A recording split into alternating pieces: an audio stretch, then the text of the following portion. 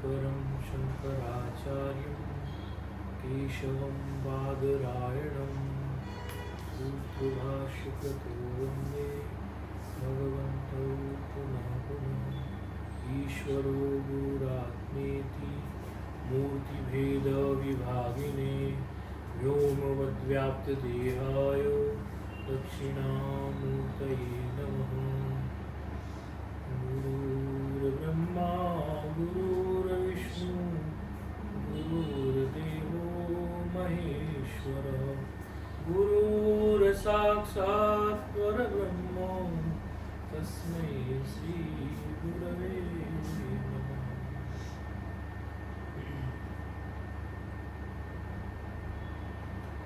नमः शिवाय हर नमः शिवाय हर हर भोले नमः शिवाय नमः शिवाय हर नमः शिवाय हर हर भोले नमः शिवाय।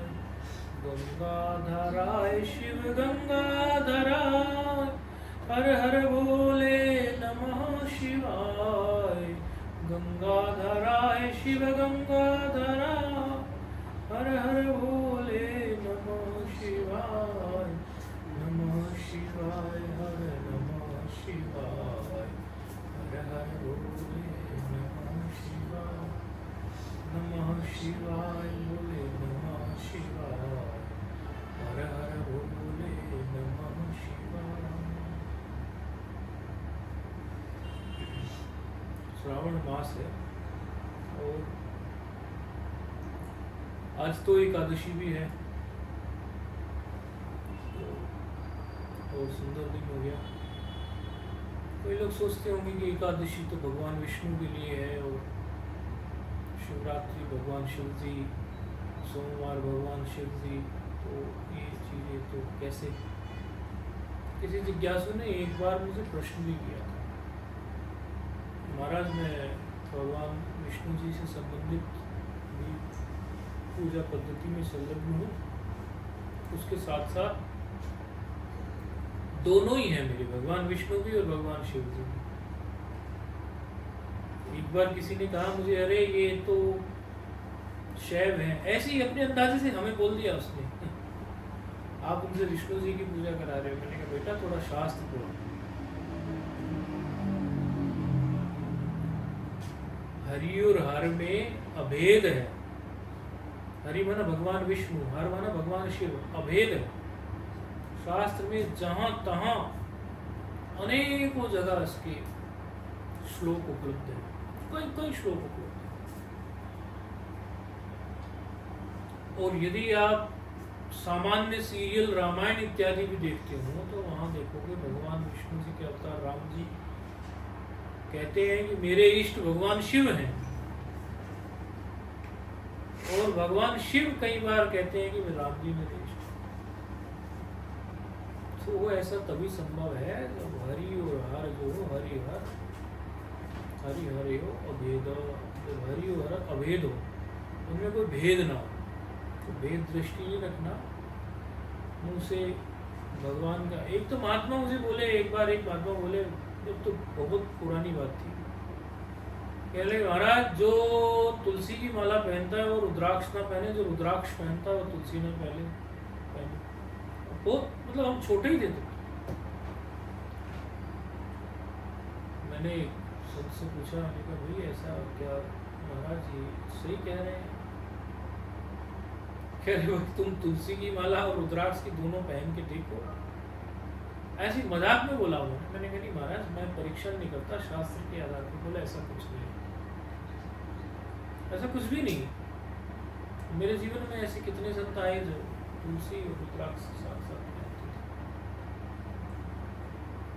तो हरि में हर में अभेद है ऐसा मत समझना। आपकी एकादशी है और महाशिवरात्रि है, दोनों अलग। एकादशी है, सोमवार है, श्रावण का, दोनों अलग अलग चीज है, अलग अलग नहीं है सभी।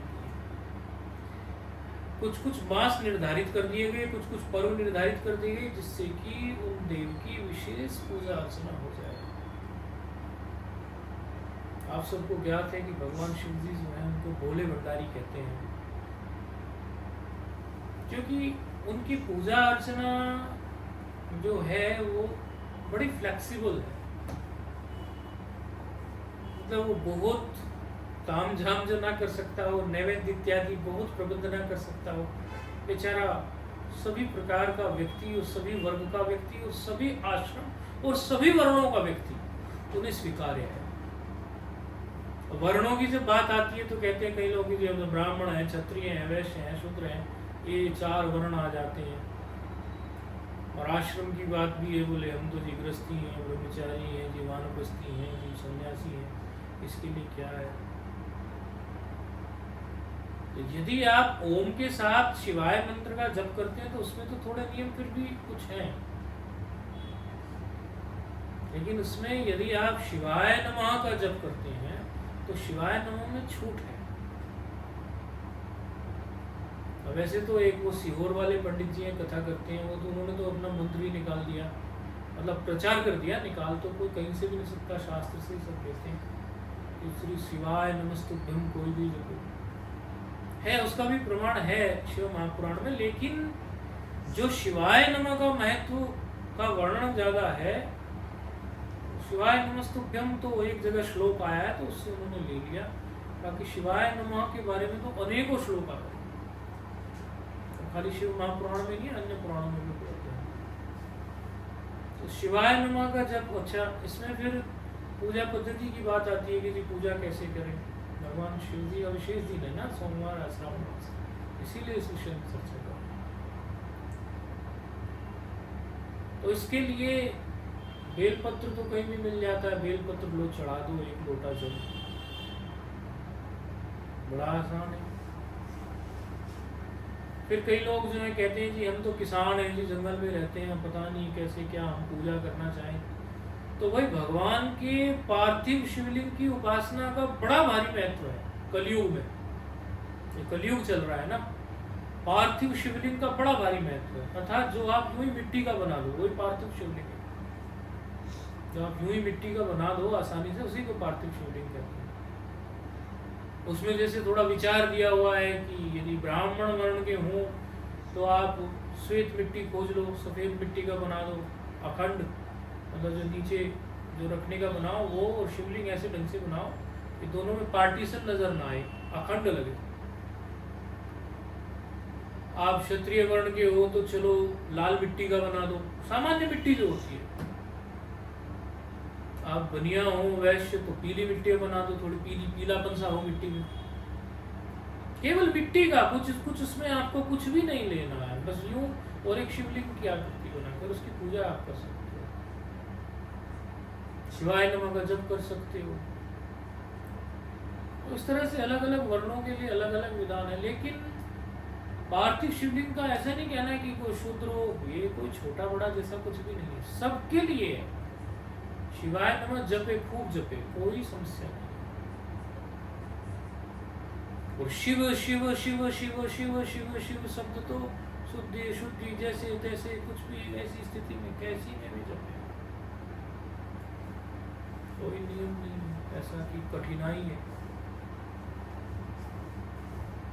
भगवान शिव जी ने तो बिल्कुल बहुत फ्लेक्सिबिलिटी दी है, शिव महापुराण में वर्णन है।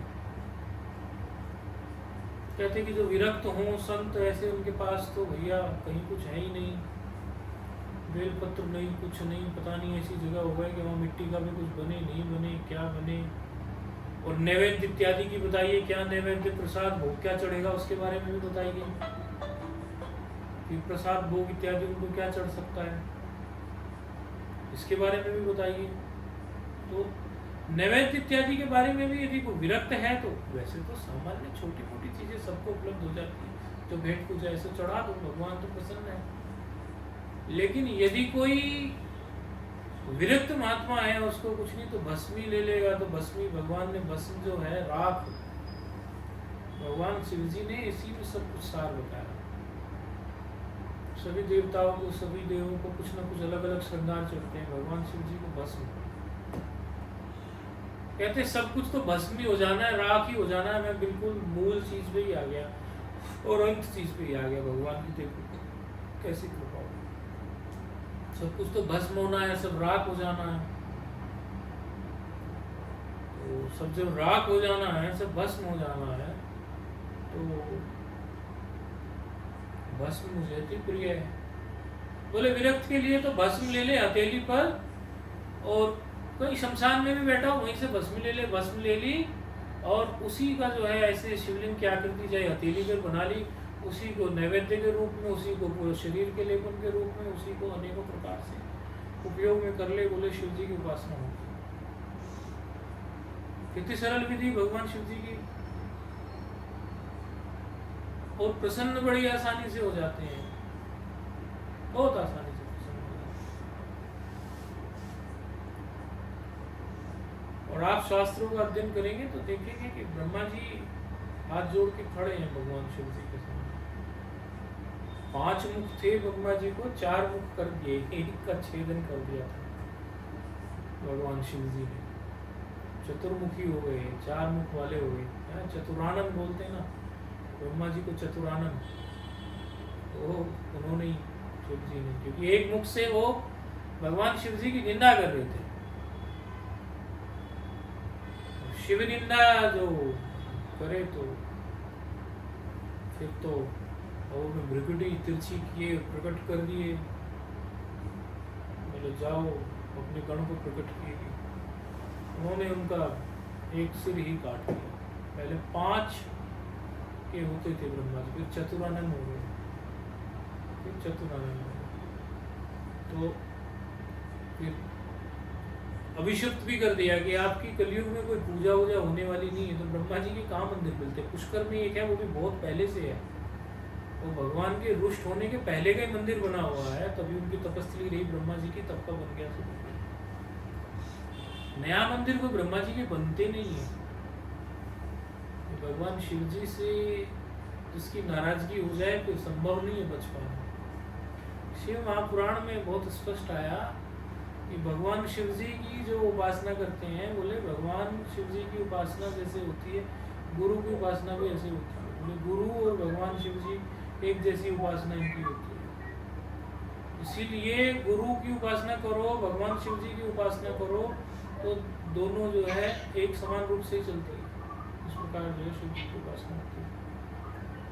तो ये भी वर्णन आया, लेकिन इसमें ये नहीं कि भगवान शिव जी की उपासना कर रहे हो तो गुरु की नहीं कर रहे हो, गुरु की कर रहे हो तो शिव जी की नहीं। दोनों का एक स्वरूप देखकर उपासना यदि आप कर रहे हो, ये जो ऑनलाइन है उसमें किसी का अनम्यूट रह गया, उसको म्यूट कर दें, थोड़ा म्यूट करना सीख लें। किसी का अनम्यूट रह गया वो म्यूट कर दें, थोड़ा म्यूट करना नहीं आता होगा तो कोई बात नहीं। तो भगवान शिव जी जो हैं उनकी उपासना करना बड़ा सरल है। तो शिवाय नमः का साधारण आपको लगता होगा ये असाधारण शक्ति का संचय है, इसको साधारण कभी नहीं समझना आपको।